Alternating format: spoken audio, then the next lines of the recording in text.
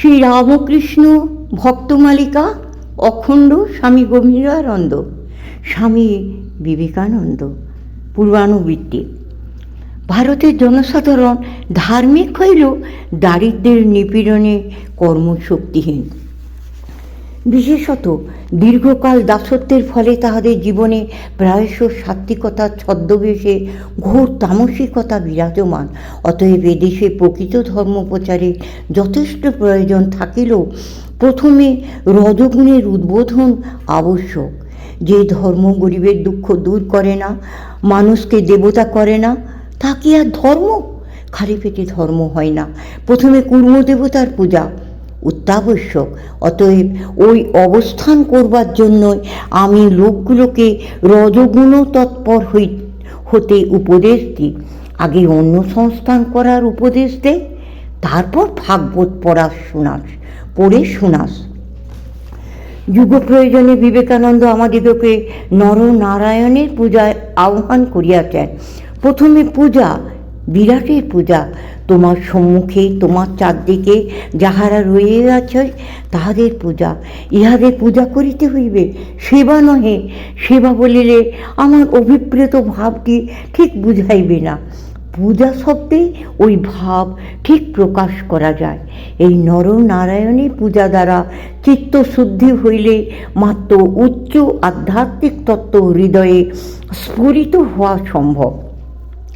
আমাদের দেশে ধর্ম ও সাংসারিক অভ্যুদয়ের মধ্যে যে এক দূরপ্রসারণীয় কৃত্রিম প্রভেদ সৃষ্টি হইয়াছে, বিবেকানন্দের মতে উহাই আমাদের অবনতির প্রধান কারণ।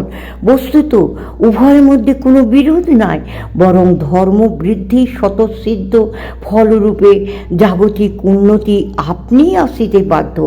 না আসার কারণ এই যে শাস্ত্রে যে সকল প্রাণপদ ও প্রগতিমূলক উপদেশ রইয়াছে, আমরা সেগুলিকে কার্যক্ষেত্রে প্রয়োগ করি না। আমাদের মস্তক আছে, হস্ত নাই। আমাদের বেদান্ত মত আছে, কার্যে পরিণত করিবার ক্ষমতা নাই। আমাদের পুস্তকে মহাসাম্যবাদ আছে, আমাদের কার্যে মহাভেদ বুদ্ধি। মহা নিঃস্বার্থ নিষ্কাম কর্ম ভারতেই প্রচারিত হয়েছে, কিন্তু কার্যে আমরা অতি নির্দয়, অতি হৃদয়হীন। নিজের মাংসপিণ্ড শরীর ছাড়া আর কিছুই বুঝিতে পারি না।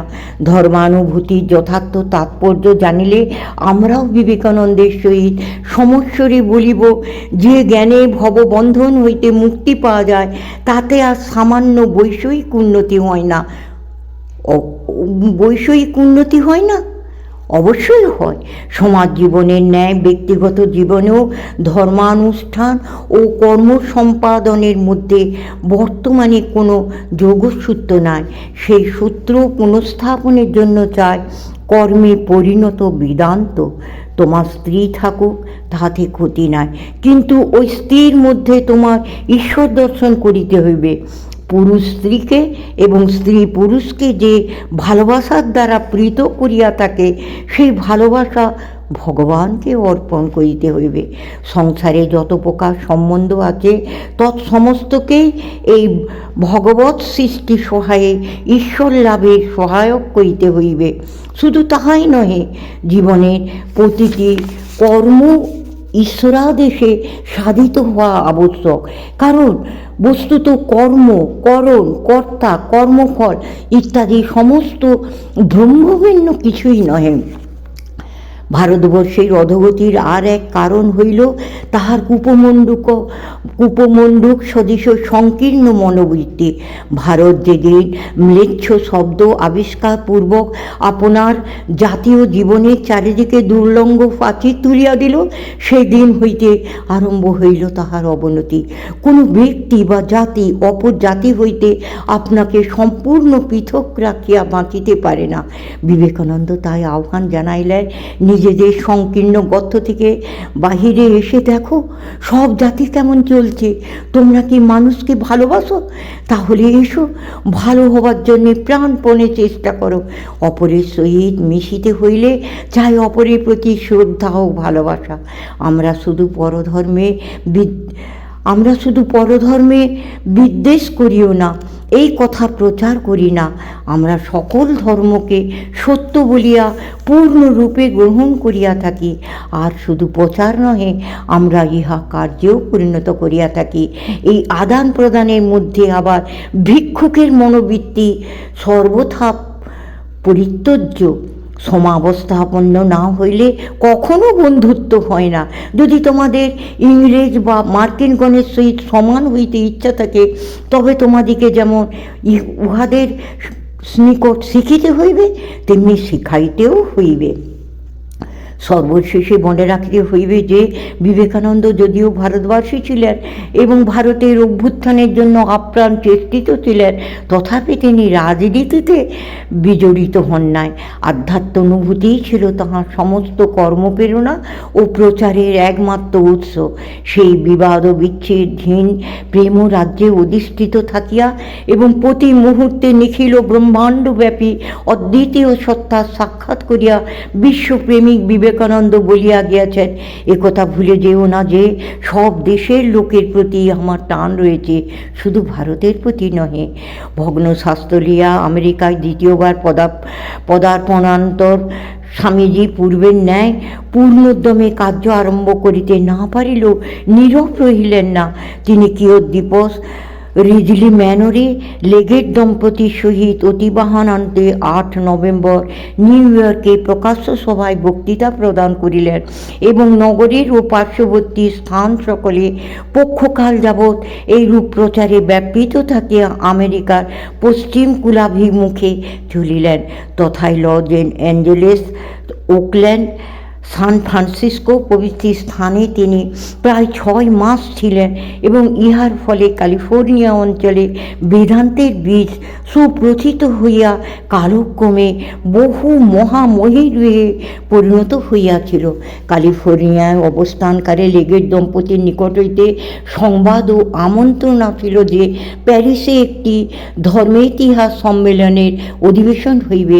লেগেট দম্পতি ওই সময়ে তথায় থাকিবেন এবং স্বাস্থ্যোন্নতি ও ওই সভায় যোগদানের উদ্দেশ্যে স্বামীজিরও তথায় গমন আবশ্যক।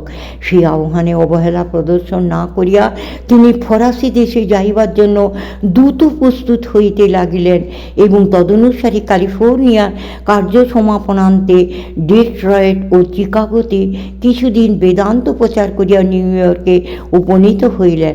এখানেও কিয়দ্দিবস বক্তৃতাদি করিয়া 1900 খ্রিস্টাব্দের 26 জুলাই ইউরোপগামী জাহাজে উঠিলেন। মনে রাখিতে হইবে যে স্বামীজির দেহ তখন ভগ্নপ্রায়, তথাপি তাহার কার্যক্ষমতা ছিল তখনও বিপুল। বিশেষত তাহার অমিত মনোবলের সম্মুখে সমস্ত বিঘ্ন পরাজিত হইত। ইতঃপূর্বে ফরাসি ভাষার সহিত তাহার স্বল্প পরিচয় ঘটিয়া থাকিলেও উহা উল্লেখযোগ্য নহে, কিন্তু সভার আলোচনায় যোগদানের সংকল্প উদিত হইবা মাত্র 2 মাস যাবৎ গভীর মনোনিবেশ সহকারে উহা আয়ত্ত করিতে লাগিলেন এবং প্যারিসে উপস্থিত হইয়া শিক্ষিত সমাজের সহিত আলাপ প্রসঙ্গে উহা সম্পূর্ণ অভ্যাস করিয়া লইলেন। অনন্তর যথাসময়ে বক্তৃতা সহায়ে স্বীয় মতবাদের অবতারণ্য প্রদেশে ওই ভাষার আশ্রয় গ্রহণপূর্বক সকলকে চমৎকৃত করিলেন। সভায় খাঁটি ভারতীয় ভাব উপস্থাপনের প্রয়োজন যথেষ্ট ছিল, কিন্তু এতদপেক্ষাও অধিক লাভ হইল এই যে বহু শিক্ষিত ব্যক্তি তাহার প্রতি ব্যক্তিগতভাবে আকৃষ্ট হইলেন। এই রূপে প্রায় 3 মাস ফরাসি দেশে ভাবের আদান প্রদানে কাটাইয়া স্বামীজি পূর্ব ইউরোপ অভিমুখে যাত্রা করিলেন। সঙ্গী হইলেন লয়জন দম্পতি, Sriyukta Jules Bois, Srimati Calve ও শ্রীমতী ম্যাকলাউড। ইহারা ভিয়েনা, হাঙ্গেরি, সার্বিয়া, রোমানিয়া ও বুলগেরিয়ার মধ্য দিয়ে কনস্টান্টিনোপলে পৌঁছিলেন।